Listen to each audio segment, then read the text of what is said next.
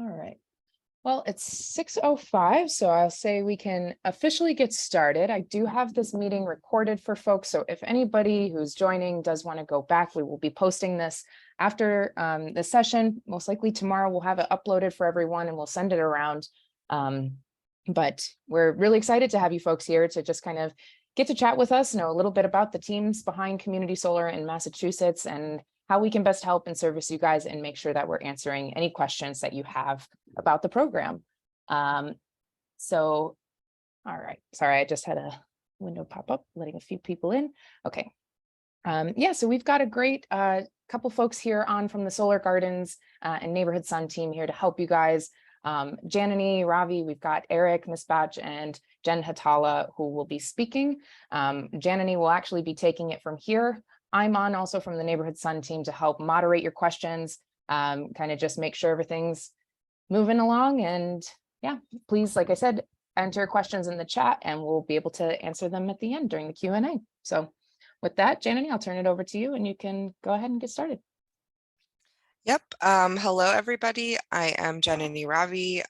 Just to introduce myself, I am leading the customer service team, the customer development director for Neighborhood Sun. So I'm responsible for managing all the questions that come in and phone calls, inquiries, etc. And we'll also get to introducing the others in just a moment. I will go ahead and get on to the next slide. So this presentation, as Emily said, is all about community solar in Massachusetts, and hopefully this will be answering some of the questions that you guys might have as to, what the process is and what you're basically seeing on your invoice and utility bills on a monthly basis. If at any point you can't hear me or you have any issues with the audio or anything like that, feel free to type it in the chat. Emily will be monitoring all the chats that are coming in. And as she said, we'll be answering all the questions at the end of the presentation. So sometimes, you might have a question that comes up as I'm talking. So don't hesitate, go ahead and type it in the chat and we'll get to it at the end. The goal is if we can get through the general basics pretty quickly, we'll have a lot of time at the end to answer specific questions that you might have. So with that said, let's go to the next slide. I've already introduced myself. That's me on the right. And maybe we can take a second to introduce Jen and Eric. Maybe Eric, would you mind going first? Just to introduce yourself, basically. Yeah, hi everyone. Eric Misbach with Solar Gardens by Sincarfa. I lead the team here over at the company that has built the solar gardens that you're subscribed to, and we are responsible for operating and maintaining those solar gardens over their lifetime. Very good to meet everybody. Thank you, Eric. And Jen? Hi, everybody. I'm Jen Hatala. I'm a customer development specialist and account manager with Neighborhood Sun. So I've actually talked to quite a number of all of you. And if not yet, then I hope to do so in the future if there's anything I can do to help you. Thanks, guys. So the three of us are going to be your community solar experts today, and hopefully we can answer any questions that you have as well, and any concerns that you might have. So let's start at the very beginning. So what we're going to cover today in this presentation? So it's not a lot, so there will be plenty of time at the end for questions, but we're basically going to cover, what the basics of community solar is, who all is involved, what organizations are involved in community solar. And I think the more pressing thing, which is often what most folks have questions on, which is what the invoices are that you get every month and what's the difference between what you see on your invoice and what you see on your utility bill. We'll also go over a couple of frequently asked questions that we get at Neighborhood Sun from Massachusetts customers, and a little bit of information of additional resources that you might that might be helpful for you. And at the end, we'll have a little bit of a Q&A where you can ask any questions that you might still have.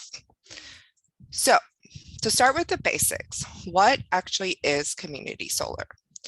So community solar is basically an opportunity that connects both renters and homeowners to solar power without any additional installation of panels. Each customer, and you might have heard this before in a call with us or seen this in an email, but each customer gets a share of the solar farm.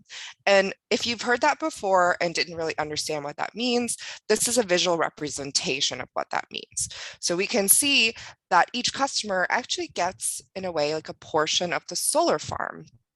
And that's what we mean when we say everybody gets a share. In summary, basically community solar is a field of solar panels. Sometimes it's called a solar garden, sometimes it's called a solar farm, and that's located off-site. It generates clean energy that feeds into the local pre-existing utility grid. For the majority of you, that will probably be the national grid area. Residents can share this energy and receive all the benefits of solar power without any equipment to install or upfront fees. Anybody who pays an electric bill can sign up with us. That's why it's available for both renters and homeowners, where typically rooftop solar panels, it's really only available for homeowners. So this helps us build stronger communities, of course, fight climate change. And because community solar comes with a discount, can also help you save money. So to talk a little bit about who was involved, because we do sometimes get this question as well, and it helps conceptualize for folks all the different organizations that are actually involved in getting community solar up and running. So it's not just Neighborhood Sun and Solar Gardens. There's a lot of different folks involved here. So if we'll start with us, Neighborhood Sun and Solar Gardens, we're the subscriber organization. That means that we're responsible for managing the customers, the billing, the marketing, all of that stuff. So when you call us, it's us that pick up the phone and answer your questions. We send out emails. We might also send you mail, the old snail mail way.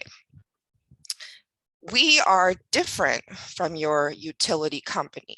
So the most of you, your utility company is going to be National Grid.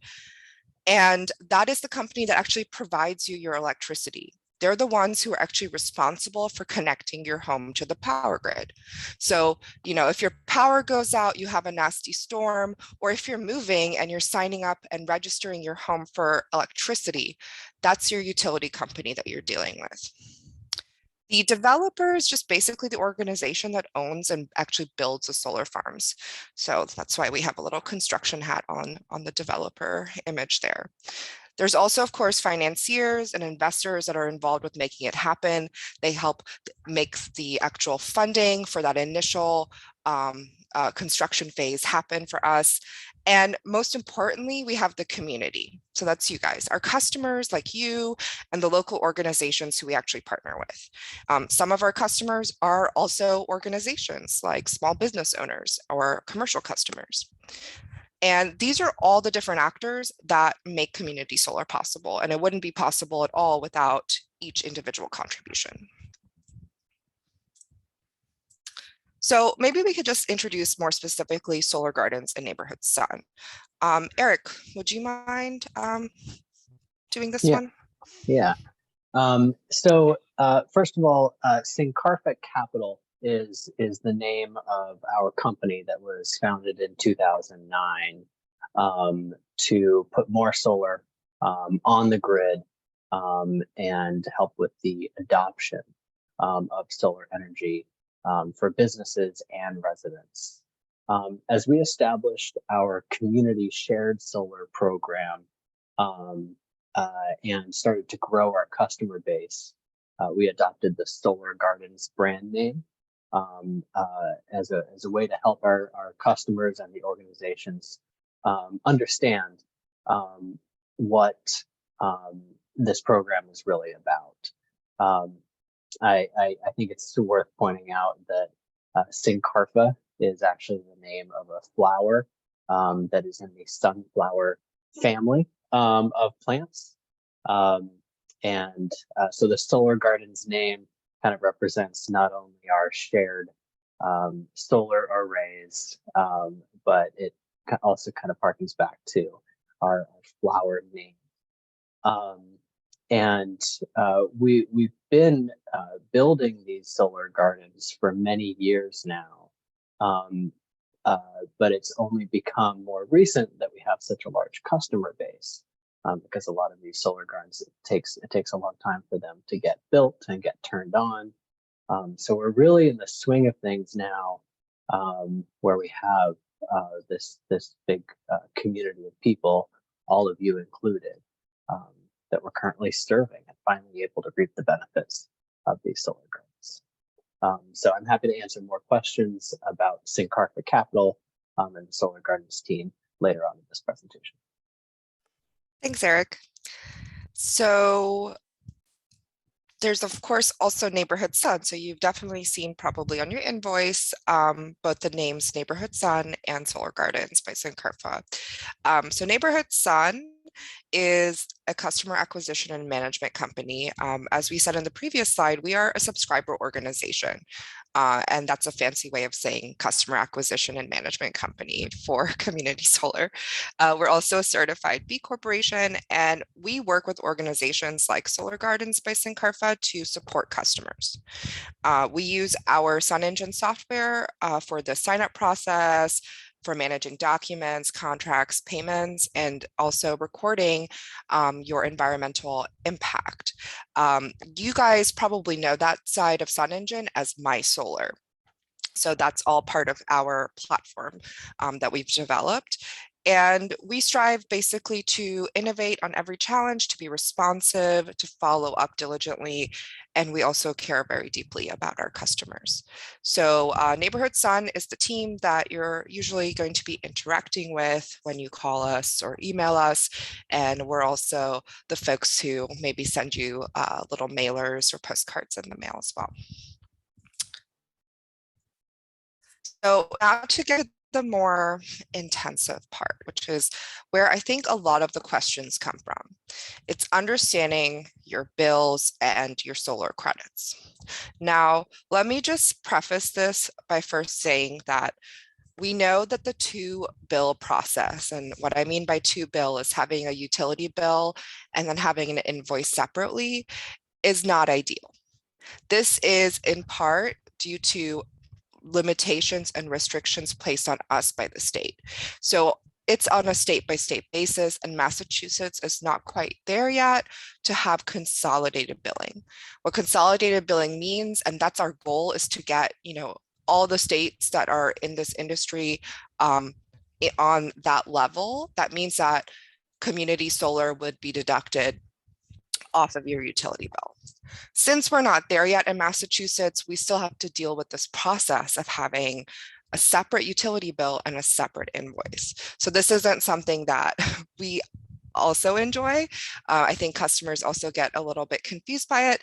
And we totally understand that this is a slightly confusing process to get your brain around when you're first dealing with community solar. But I do think in the next few years, that's going to change as more states catch up to consolidated billing. But let's talk about how it is right now. And I think the first thing we can start with is the timeline, which is what you see here. And understanding the timeline with community solar will help you understand better what you're actually seeing when you get your invoice. So let's start with the timeline of January to March. In January, hypothetically, we're talking about your solar farm in January. It's going to be generating electricity throughout that entire month of January. It's on and generating power.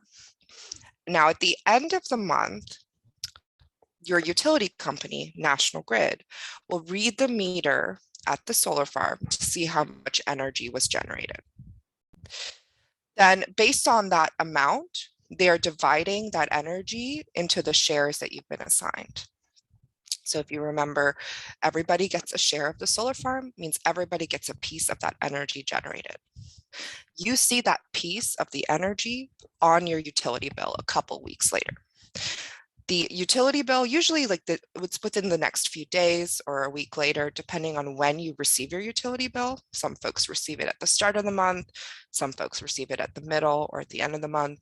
But whenever you receive your utility bill, you're going to see that the credits have been deducted from your total. Now, a couple weeks after that, so all the utility bills go out in the month of February, and National Grid then tells us around the middle to end of February how much credits or how many credits each customer received. Based on that data that we receive from the utility company, we then send out your invoices in March. This is why there's an approximate 1 month delay between when you see the credits on your utility bill and when you're actually charged for them. Because we have to wait until all the utility bills are sent out for the month and until the utility company checks that off their list and then lets us know all these customers received these credits. And only when we receive that report can we send out invoices. So typically we're seeing 1 month of power that's being generated, and then you get your utility bill at the end of the month, and the following month you should get your invoice from us. If there are more questions about that, we can get to that at the end, but this is just a general timeline. Now, what you actually see on your utility bill is the overall charges that you have with your utility company. You might have also a third-party supplier if you've signed up for one.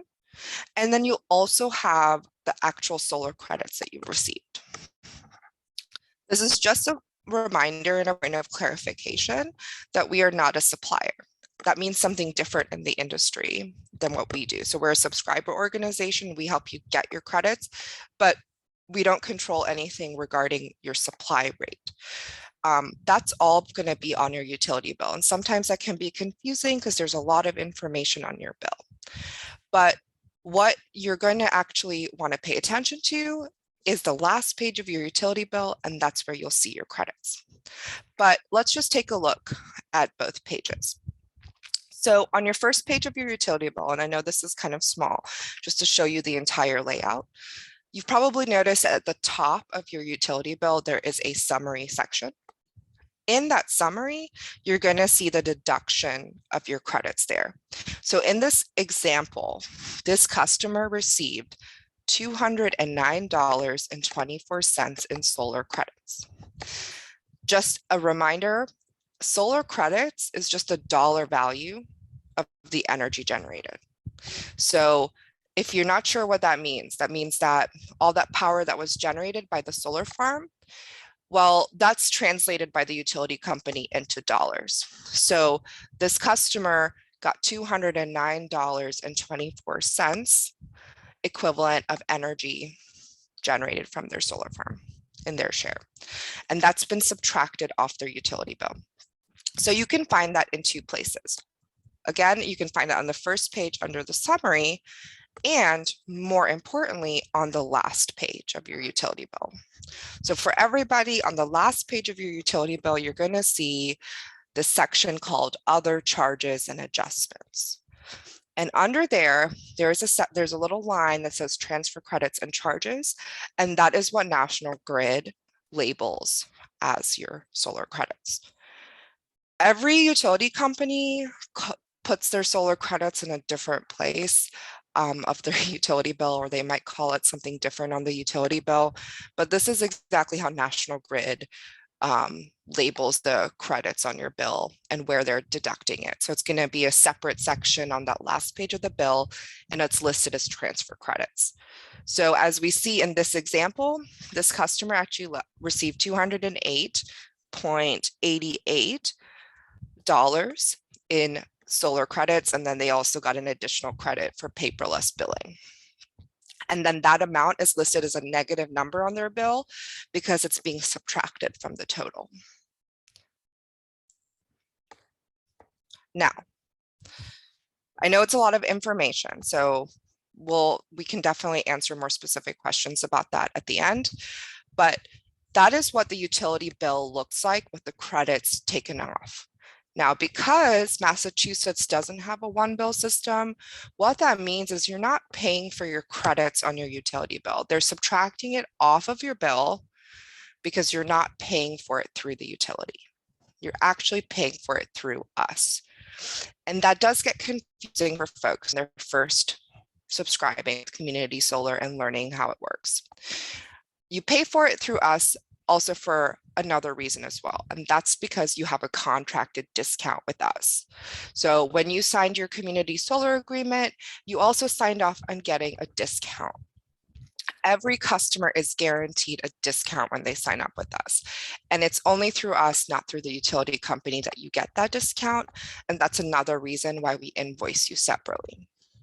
So looking at the invoice, because this is where we also get quite a few questions when customers receive their invoice for the month. Now, we can break the invoice into 3 parts. The first part at the very top is going to have all the information regarding the date of your invoice and also your address. So the first thing to look at is the statement date. That is when your invoice is actually sent to you. And the due date, and that's when your invoice is actually charged. The second part of the invoice is the actual explanation or description of the solar credits and your discount. And the last part of your invoice is going to be what method of payment is being charged. So just to go through each section briefly, that first section again is going to have your statement date and due date. It will also have the invoice period at the top. This is something that you don't need to worry too much about.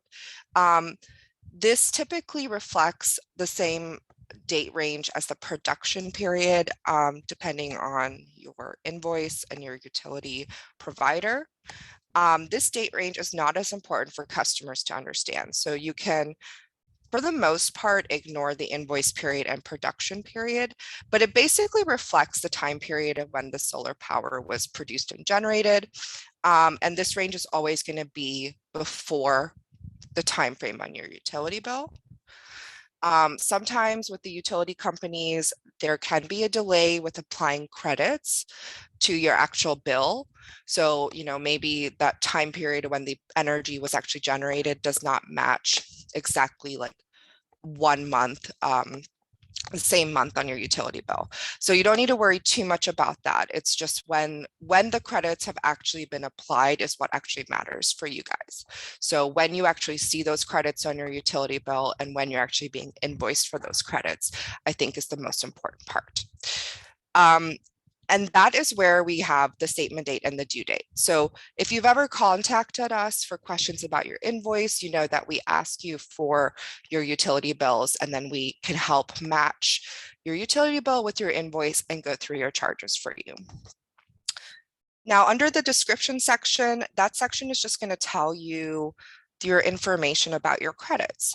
So what we see here, and I apologize if it's a little bit difficult, I can zoom in a little bit here. What we see here is that, again, this customer received $208.88 or $208.88 on their utility bill in solar credits. What that means, when I said before, that's a dollar value of the energy produced. That means that that $208 reflects this energy produced of 2,565 kilowatt hours. So this is like math that you don't really need to worry about too much. It's already done by National Grid. They tell us what that dollar value is for each kilowatt hour, and they tell us how much is being deducted off your utility bill. So this is the information that we received from National Grid. And then we apply the discount. So underneath that, there's going to be a savings line. That's going to be your discount. And you'll see that your discount is deducted. So even if the customer received $208 in solar credits, they're not going to pay for 100% of that because every customer gets a discount. So instead, they actually pay for $186.88. Oh, I'm sorry. In this case, because the customer has a credit card on file and not a bank account as a form of payment, there's also a processing fee added to that as well. So in total, they received $208, but they're paying $186.88. So they're saving money through the discount that's been contracted. And everybody can find that discount as well on their contract, which should be available on your My Solar page. And I'll talk about that in a minute.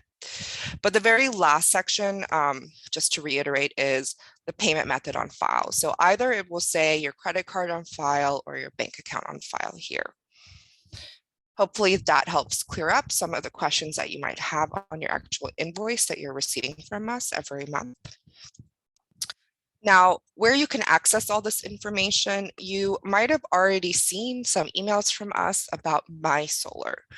So as I mentioned in that very early slide about Neighborhood Sun, Sun Engine is our platform that we use to manage everything. It's our database. We do all of the billing there.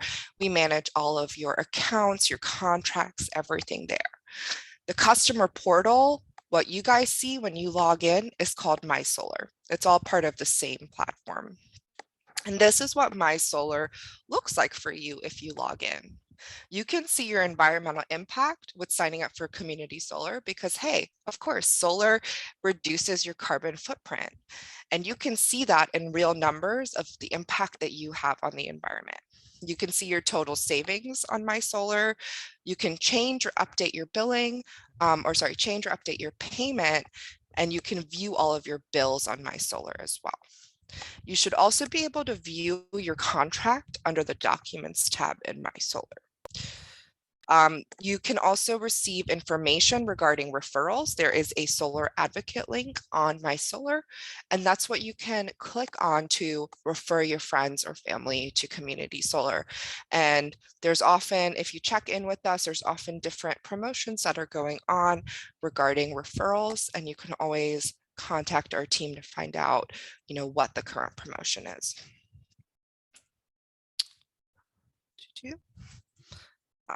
Let me zoom back out. Now, this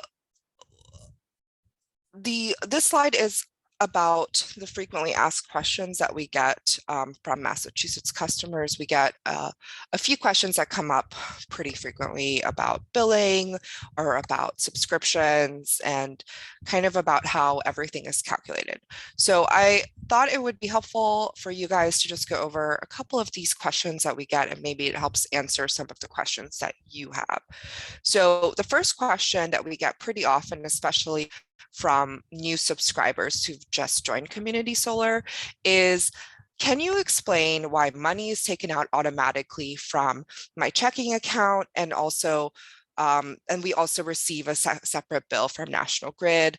How long is this dual payment system going to go on? So as I mentioned before, there is this two-bill system in the state of Massachusetts still. I don't know how long it will continue to go on, but the goal is to get all the states on a consolidated bill.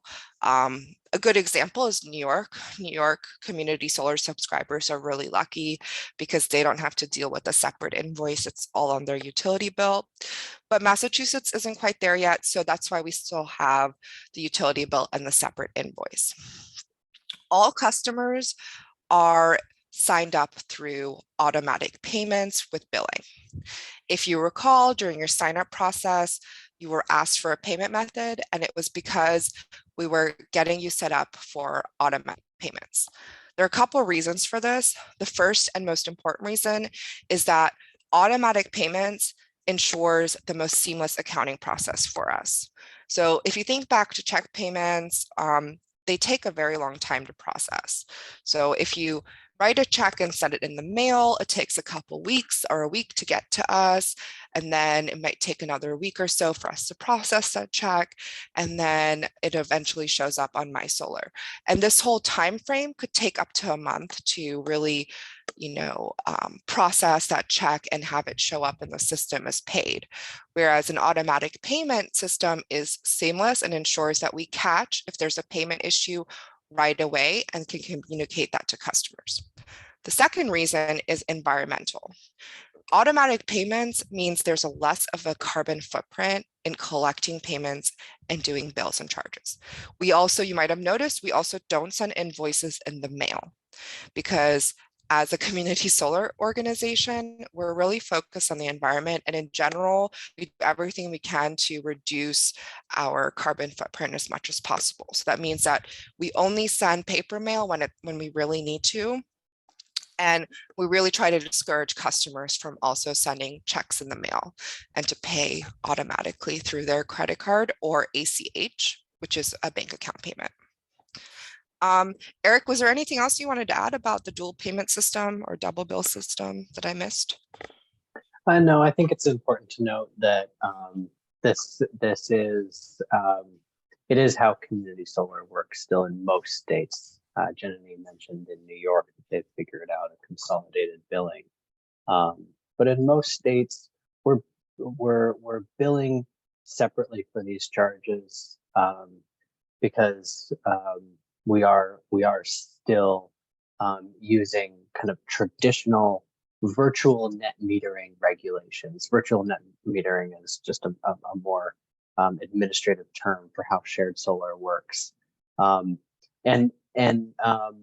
Fortunately, we're able to set up those automated payments for you so that you don't really have to worry about paying a second bill every month.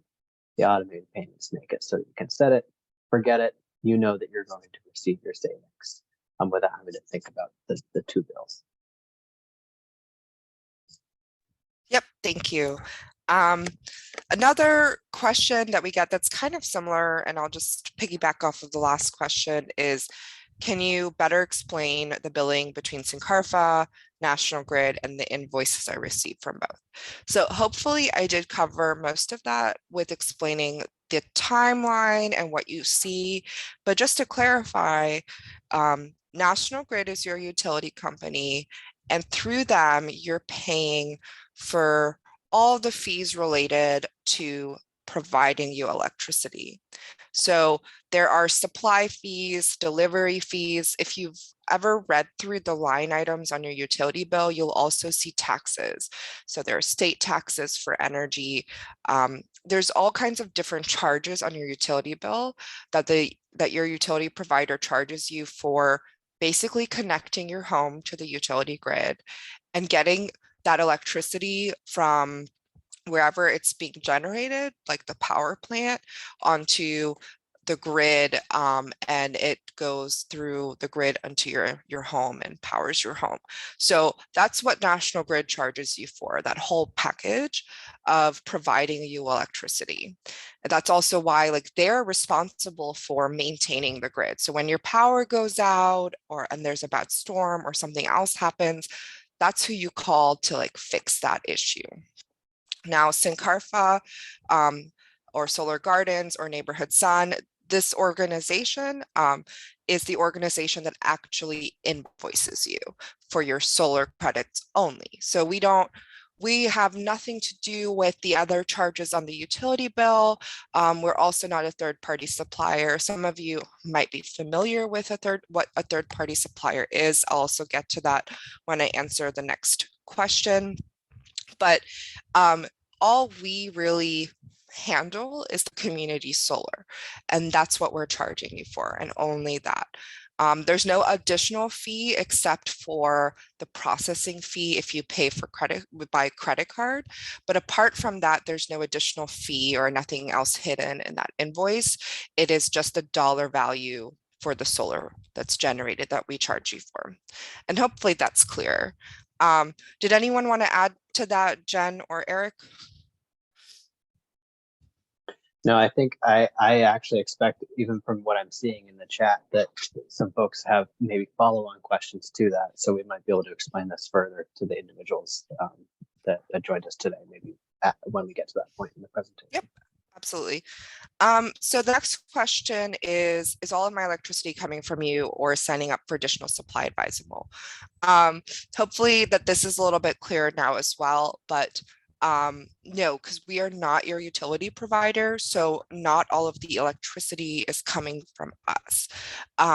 We are only your community solar provider. So that is why you have to still pay your utility bill, because we don't have responsibility over the taxes, the fees that you have to pay. The actual grid is owned by National Grid. So those power lines are owned by National Grid. And that's why you also pay them for that.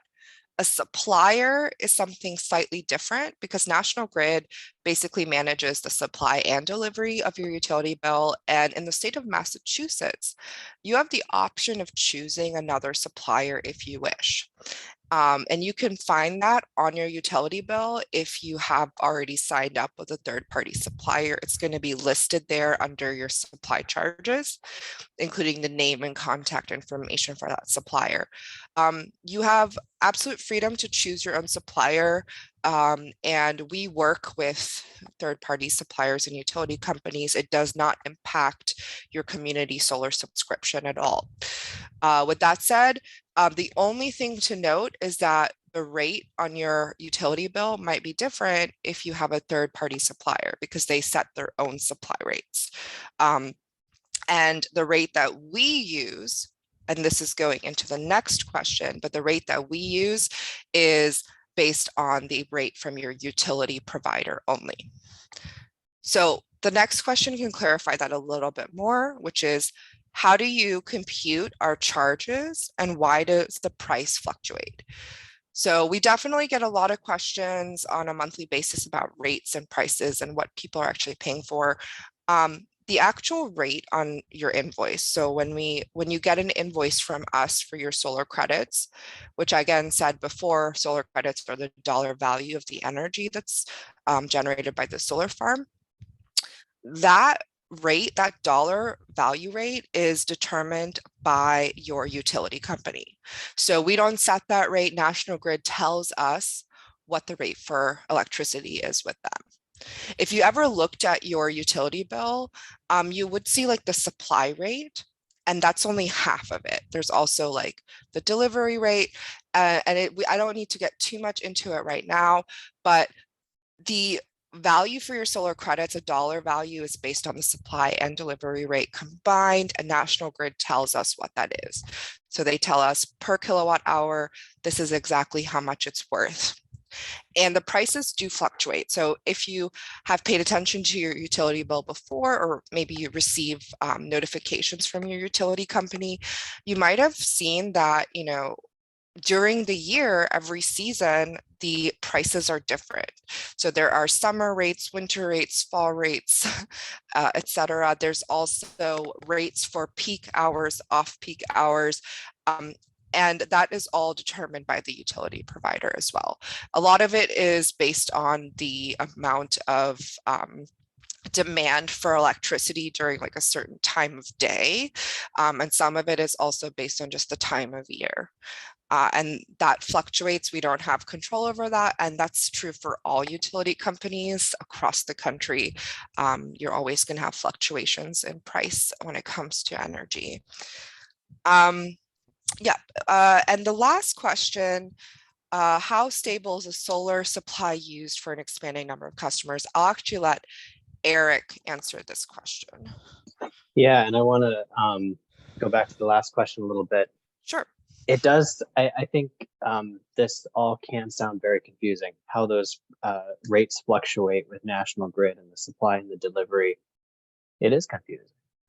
Just look at your National Grid bill and you'll see there's a lot on it. Fortunately, with our community solar program, the charge that you're paying to Solar Gardens is actually simplified for you.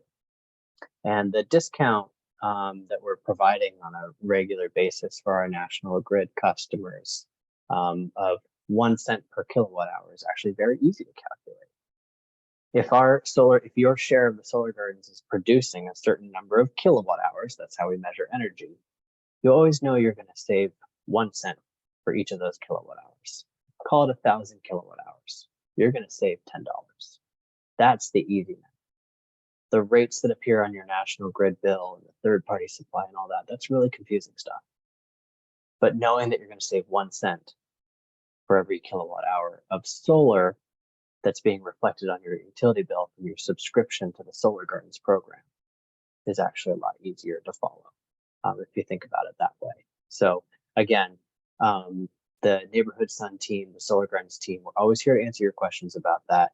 But we hope all of you listening tonight can understand there's a lot that goes into this in the back end, but at the end of the day, you know that you're receiving that discount, and those savings are actually pretty easy to see. To answer the next question, how stable is the solar supply for an expanding number of customers? Well, our number of customers can't expand that much per solar garden. There's only so much space for our subscribers for each solar garden. And that's why you signed up early for this program. Some of you probably signed up quite a while ago. You were reserving your share before we ran out of space for new subscribers. So you're early movers. You were grabbing a share before they were all gone. But you have your share, and your share of that solar power is going to be generating electricity and credits on your electric bill for as long as you want to be in the program, up to 20 years. That's the contract that you signed with us. So your share and the supply that you get from your share of that solar farm is stable for you. It does require us to build new solar gardens to be able to serve new customers. We're always trying to do that. We're expanding every day. But right now we have a limited set of solar gardens and a limited set of subscribers, yourself included. Awesome. Thank you, Eric. Was there anything else that the Neighborhood Sun team wanted to add about any of the questions here or answers to them?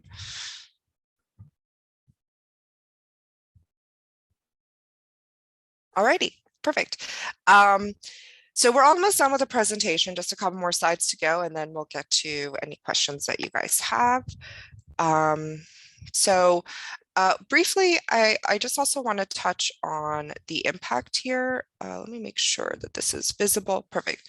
So our average community solar subscriber offsets the equivalent of 8 hot air balloons filled with carbon dioxide per year. And just to see how that is in scale, that's 1 metric ton of carbon dioxide and a little human at the bottom for scale, just so you can conceptualize what that means. So community solar does have a positive impact on the environment, and in general, it's going to help reduce your carbon footprint compared to using more traditional methods of fossil fuel to power your home. Just to also make a note of how you can expand your impact. And Emily, I'll just go through this, but feel free to add a couple things to this in case I miss anything. But we do have a referral promotion going on. So if you refer your neighbors or friends or family, you can share that referral link that I mentioned, your Solar Advocate page, from your My Solar profile. And you can basically just enter their basic information, like their name and their email address, and then we can follow up with those folks and help explain community solar to them and help them get subscribed. If you feel like you've had a really good experience with community solar, you're happy with your offset of carbon dioxide and reducing your carbon footprint through subscribing with us, then leave us a Google review. It really helps us a lot in hearing what customers think and what they have to say and what their experience is. We also would love your own story with community solar. We definitely appreciate testimonials from our customers or photos about their experience with using community solar and or their general experience with us and our customer service team or our events or anything like that. Emily, did you want to add anything to that? No, I think you covered that well. And I mean, Eric or anybody at the Solar Gardens team, feel free to chime in. I believe the $50 gift card it's offered to both the customer and the referee, whoever you refer. Both of you will receive that gift card. I think right now it's currently an Amazon gift card. Is that correct still, Eric? I do believe so. I will get back to you guys with the details of that. And I want to point out that, I was just saying that, there's a limited number of shares available. But you know what? We do sign up renters and people who move, and therefore leave open a share for new people to sign up.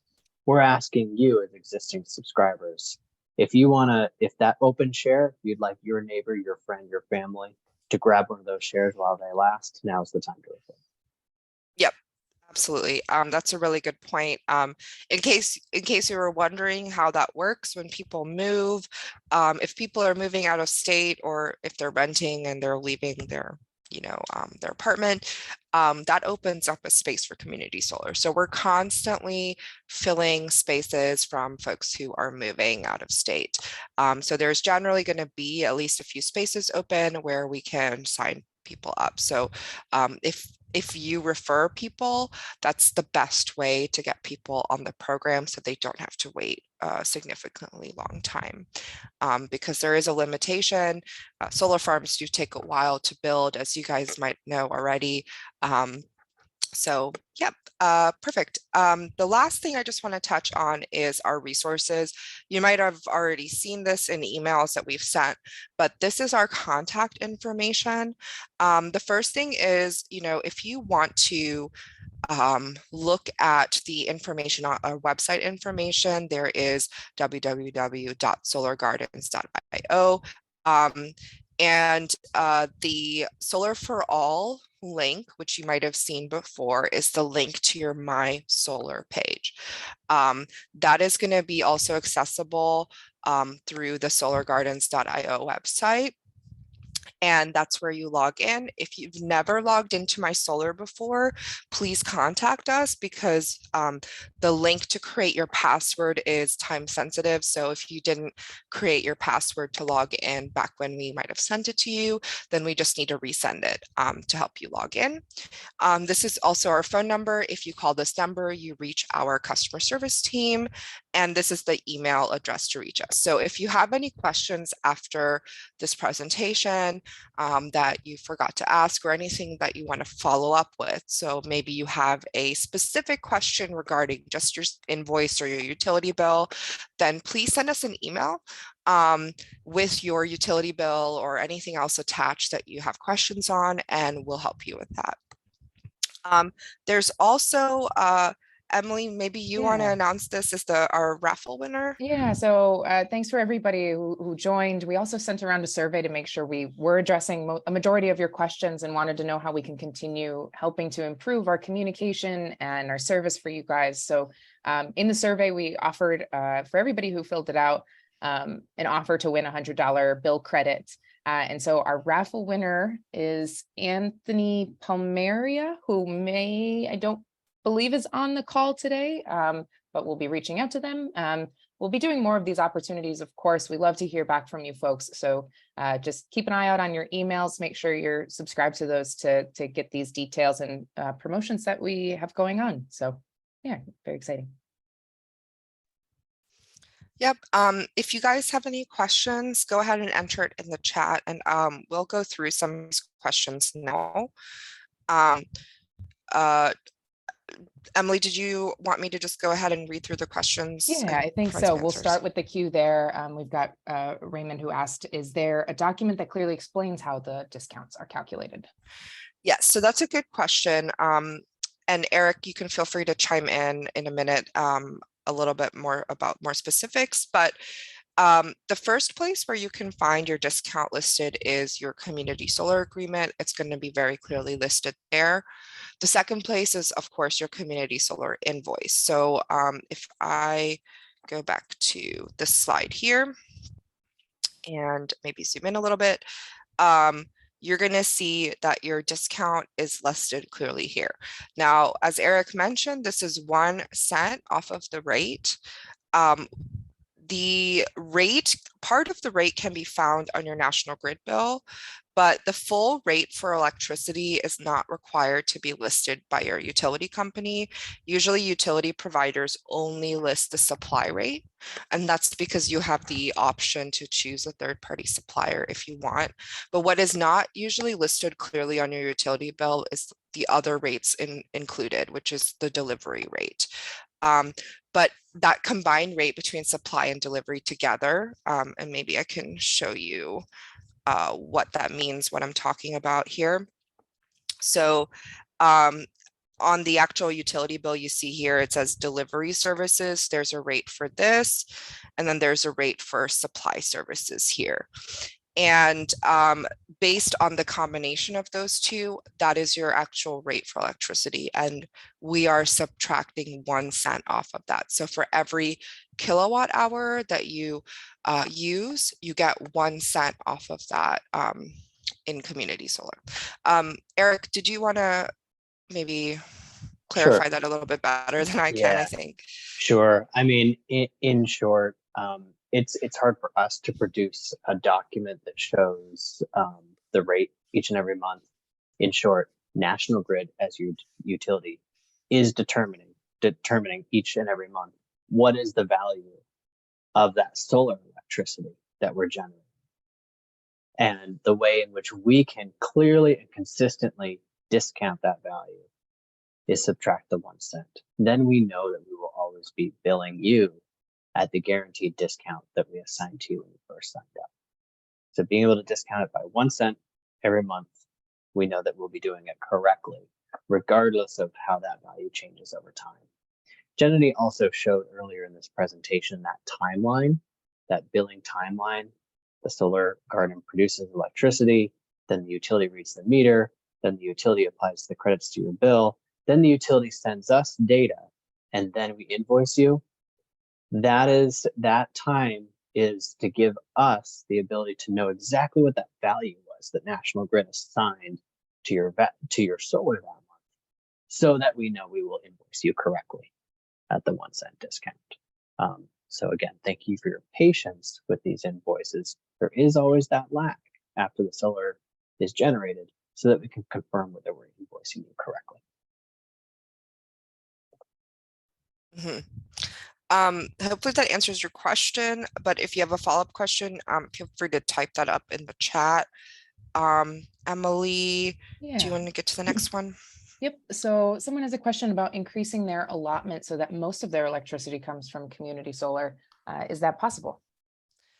Yes, that's a great question, and absolutely it is possible. So if, for example, a very relevant example from a recent customer is that the customer purchased an electric vehicle, and that means that they're now using more energy than they were before when they originally signed up for community solar. So maybe they want to increase their subscription or allotment, what we call the share of their solar farm, so that it covers more of their increased electricity usage now. That's absolutely possible. And the best way to really do that is to reach out to us. And we will ask for a couple of your utility bills and also get a description of why you want to increase your allotment, make sure that you're receiving what you're contracted to receive. We generally try to cover about 90% of your utility or electricity usage per month. So what's not covered is gas. We can't cover any of your gas usage with community solar, but with your electricity usage, we try to aim for 90%. That allows us a little bit of buffer space, in case folks go on vacation and just don't use that much electricity, they're not receiving too many credits. So we try to do it 90%. And at any point in time, if you feel like you're not sure if you're receiving enough credits or want to talk to someone about that, you can send us an email or give us a call, and we'll just ask you for some utility bills, and then can go through them and see if you're really receiving about 90% that you need. Hopefully that answers that question. Anyone else from the Neighborhood Sun or Solar Gardens side can feel free to chime in to clarify anything if I missed anything there. No, you did great. Awesome. Just one note I think I forgot to mention is that if there are changes, it can take a couple of months for that to actually kick into effect. So in general, with any changes to your subscription, if you remember, I showed all the different organizations involved in community solar, and because there's so many organizations involved between us, the utility company, and yourself as the subscriber, changes to your actual subscription with community solar doesn't happen overnight. And usually it takes a little bit of communication between us and the utility company. So that's why if you've ever requested any changes to your subscription or like your allocation of the solar farm, it didn't happen right away. And it takes a couple months for you to really see that change. Yeah, next question. Yes, so this one, maybe either Eric or Jen can speak to, if you know about this, the Worcester Clean Energy Program, and do you know if that's similar to the Solar Gardens Community Solar offers that we have, or the process?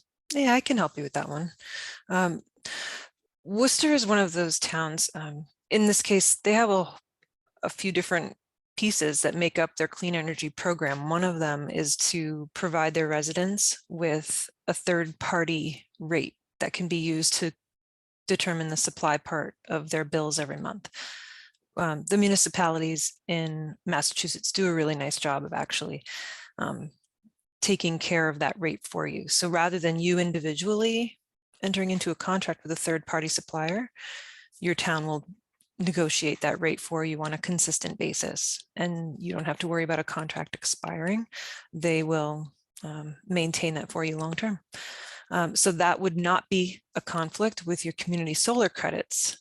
Jenny, could you go back one slide, please, to the bill view? So that section above the transfer credits where it says supply services actually has a third-party supplier called Constellation in there. In this case, the city of Worcester's aggregate rate would be listed there instead. You would see Worcester Community Choice Aggregation, and you would see their supply rate times the number of kilowatt hours you use. That can be there. And then beneath that, you can get your solar credits deducted each month as well. So it's a different program. It's not similar at all. They are treated very differently on the bills. They often act as a good complement to each other. Mm-hmm. If your city or town has negotiated that good rate for you, like in Worcester, that's great. In addition, you can opt in to a community solar program and receive those credits on your bill. You'll notice here that those credits are just deducting off of your total bill. It's not affecting the rate above it. It's a negative dollar amount cutting off how much you have to pay on this National Grid bill, regardless of what's above it. So it's just always an added way of saving money and contributing to local clean energy by subscribing to our program. Always a complement to whatever other energy choices you're making. Perfect. And the last question in the chat is, when do we own the solar results? I'm not 100% sure exactly if the question is referring to the total of the solar credits that you receive or your total savings. Your total savings will definitely be, let me zoom out here, will be able to be found on your My Solar page, where you can see the savings for each month and your savings for all time, and where you can see all of your bills listed out. I'm not sure if this is answering the question. I don't know, Eric or Jen, if... I have a couple thoughts of what might help catch the answer to this. If we're talking about owning solar results, let's say that maybe that means, do we own our solar credits? Like once you get that dollar figure deducted from your bill, it can't be removed. There's no mechanism by which those solar credits can be taken back from you. I'm not sure if that answers your question, but once that transaction has occurred, they're yours. Another way to maybe answer the intent of that question is to make it clear that your subscription in no way entitles you to any ownership of the solar farm. You are a subscriber who is essentially being awarded credit for this power as if you had generated it. National Grid's buying it from you, and then you turn around the next month and you buy it at a lower price from Solar Gardens. So in no way does that involve any ownership of the solar panel systems.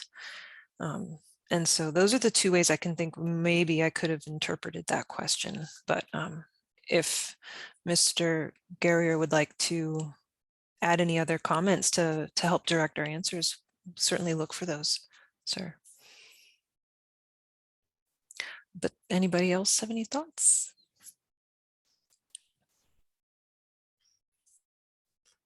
I think that's a good overview.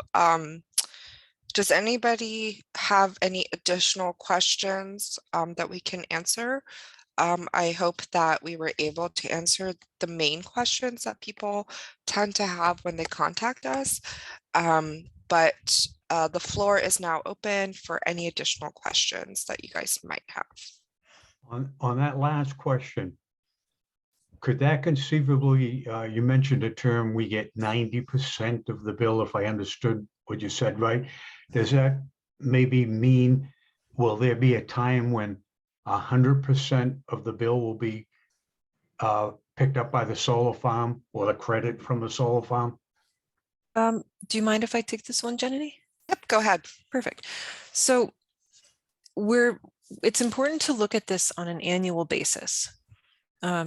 The production of your solar credits is very much dependent on what time of year it is, because this is solar power in Massachusetts. So in a nutshell, if over the course of 12 months, we are aiming to sell you the equivalent of 90% of the power you used over a year, if we've sized you right, then there should only be 2 or 3 months, maybe. For most people, it'd be in late winter, early spring, where your credits will run out and you'll owe a little bit more to National Grid than you might normally, because the rest of the year ought to be completely offset by your solar credits. So the majority of the 12 months of the year, your payments to National Grid ought to be 0, and you'll pay your Solar Gardens bill the month later.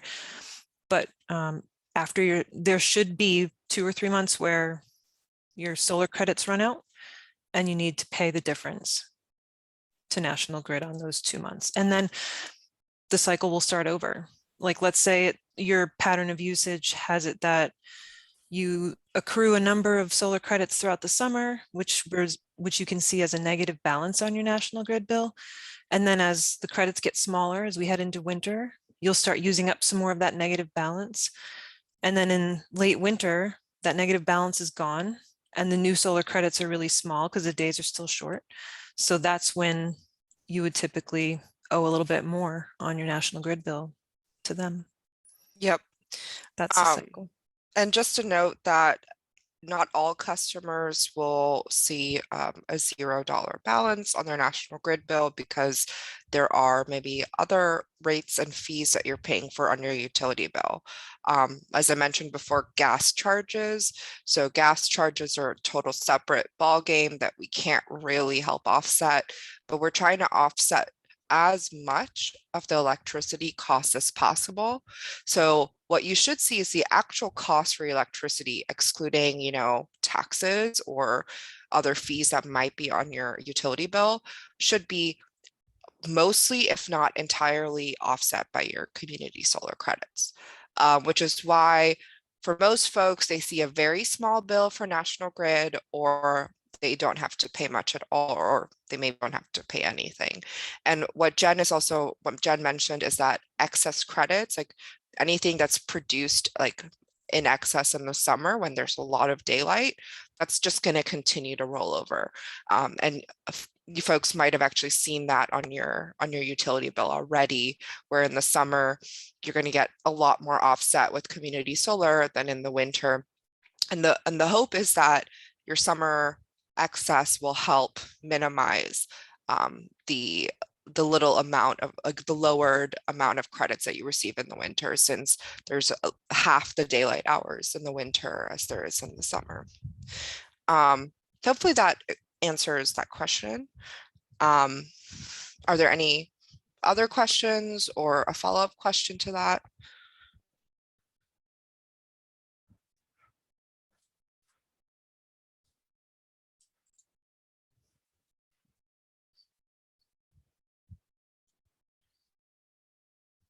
Well, if there's no further questions, we're, just a little bit past 7, so we want to make sure everybody gets back to their regularly programmed evening. We do have plenty of ways you can get in contact with us, as Janani has presented here. And we will be posting this recording tomorrow, and we'll send out an email to everybody who RSVP'd. So thank you all really so much for joining, and just hope we were able to help you folks some. And please get in touch with us if more questions come up.